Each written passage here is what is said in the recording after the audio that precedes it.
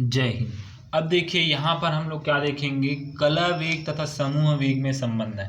हमने तो क्या क्या निकाल लिए, समूह वेग का सूत्र भी निकाल लिए और कला वेग का भी हम लोग शुरू में ही सूत्र निकाल लिए थे। कला वेग का सूत्र क्या होता है, V P is equal to omega upon में के होता है, समीकरण 1 है।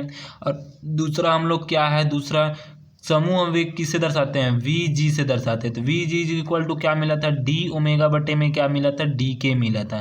समीकरण 2 हो गया।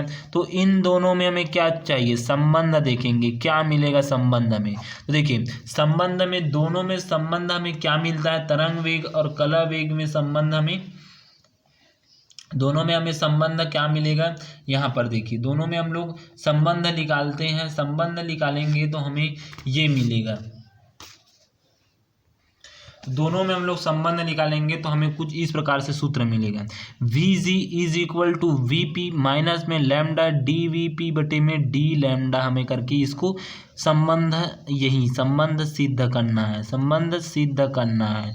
ठीक, तो दोनों में इन वेरी वेरी एमपी है ये, दोनों में क्या आता है, संबंध करने के लिए पूछता है। क्या पूछेगा, समूह वेग किसे कहते, कला वेग तथा समूह वेग किसे कहते हैं, दोनों में संबंध स्थापित कीजिए। तो क्या करेंगे, समूह वेग कला वेग का परिभाषा लिखेंगे, उसका सिद्धांत सिद्ध करेंगे, फिर समूह वेग का परिभाषा लिखेंगे, उसका सिद्धांत सिद्ध करेंगे, सिद्ध करके बताएंगे, फिर इन दोनों को सिद्ध करके बताएंगे संबंध को। ठीक, तो यहाँ पर देखिए क्या है, कला वेग तथा समूह वेग में संबंध है। हम जानते हैं कि कला वेग या तरंग वेग का मान निम्न समीकरण द्वारा दिया जाता है। कला वेग देखिए VP is equal to omega by k होता है, समीकरण 1 दे देंगे। तथा समूह वेग का मान देखिए, समूह वेग का मान निम्न समीकरण द्वारा दिया जाता है, V G is equal to d omega बटे में डी के, समीकरण 2। यहाँ तक से कोई दिक्कत नहीं होगा क्योंकि ये दोनों तो मैं पहले ही सिद्ध करा चुका हूँ। ठीक, अब देखिए समीकरण 1 से देखिए, समीकरण 1 से देखिए इसको तिर्यक गुणा कर देते हैं तो omega is equal to omega V P k हो गया है। ठीक, वी पी के हो गया। अब देखिए ओमेगा का मान इस समीकरण में रख देते हैं ओमेगा की जगह, यहाँ पर देखिए ओमेगा की जगह हम लोग ये ओमेगा का मान रख दिए। ठीक, तो समीकरण 2 में रखने पर तो V G is equal to D अपान में डी के हो गया, वी पी इंटू में के हो गया। अब देखिए एक सूत्र हमारे पास ये होता है आकलन में, क्योंकि ये डी अपान में डी के सापेक्ष आकलन है। सूत्र क्या आता है, डी अपान में डी एक्स है और प्रथम फलन सेकेंड फलन गुणनमय रहता है। तो क्या लिखते हैं यहाँ पर, प्रथम, इस प्रकार से यहाँ पर देखिए, यहाँ पर बताता हूँ आपको।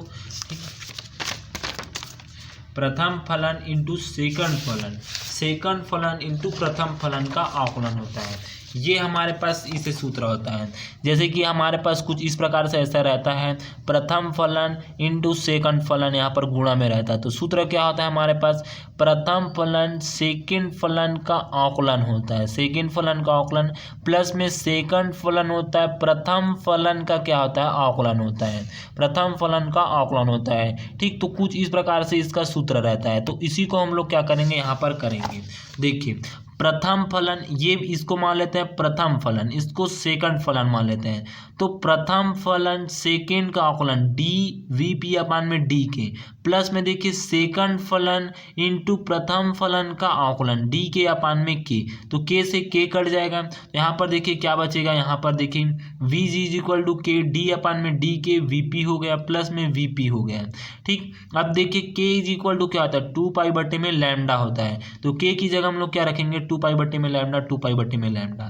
तो देखिए V G is equal to V P plus में 2 पाई बटे में लैम्डा, डी वी पी बटे में क्या आ जाएगा डी, और यहाँ पर 2 पाई बटे में लैम्डा। ठीक, क्या बचा है देखिए 2 पाई, इसको हम लोग इस तरफ लिख दिए हैं, इसको इस तरफ लिख दिए हैं। ठीक, इस प्रकार से हो जाएगा 2 पाई बटे में लैम्डा। अब देखिए इसके आगे क्या होता है, यहाँ तक तो आपको आराम से समझ आ गया। अब देखिए इसके आगे बढ़ते हैं, आगे में क्या होता है, यहाँ पर देखिए यहाँ तक से ऐसे था, ऐसे इस प्रकार से था, मान भस को रखे थे के का मान 2 पाई बटे में लैम्डा होता है। यहाँ पर देखिए 2 पाई से 2 पाई हम लोग काट सकते हैं, तो देखिए इसी को हम लोग यहाँ पर काटे हैं। देखिए 2 पाई से 2 पाई कटा है तो क्या बचा है, वी पी का वी पी और प्लस में 1 बटे में लैम्डा बचा है, डी वी पी बटे में डी 1 बटे में लैम्डा बचा है। अब देखिए इसका आकलन करेंगे, तो देखिए आकलन करेंगे तो देखिए इसका हम लोग क्या करेंगे, एक बार में आकलन करेंगे।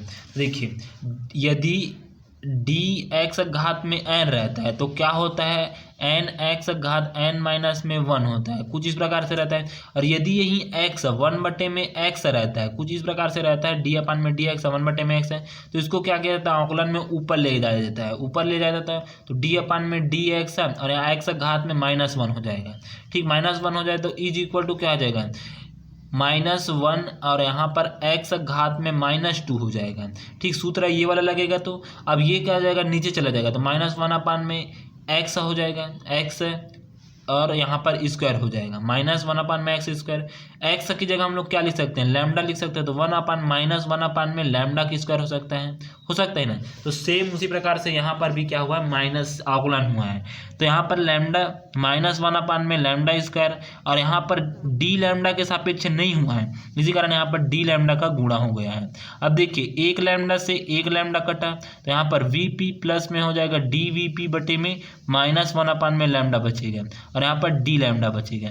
ठीक, अब देखिए ये माइनस है तो इसके साथ गुणा हो जाएगा तो वी पी माइनस में लैम्डा ऊपर चला जाएगा और यहाँ पर लैम्डा डी वी पी बटे में डी लैम्डा। इस प्रकार से ये संबंध सिद्ध हो जाता है। ठीक, इस प्रकार से ये संबंध सिद्ध होता है। यही कला वेग तथा समूह वेग के लिए क्या है, संबंध, अभीष्ट संबंध है। ठीक, इस तरह आपको ये क्वेश्चन का आंसर यहाँ तक बनाना है। 3 भाग में इसको बांटा हूँ मैं, इस प्रकार से इस क्वेश्चन का आंसर इतना आएगा, इतना ही आएगा। ठीक, धन्यवाद, जय।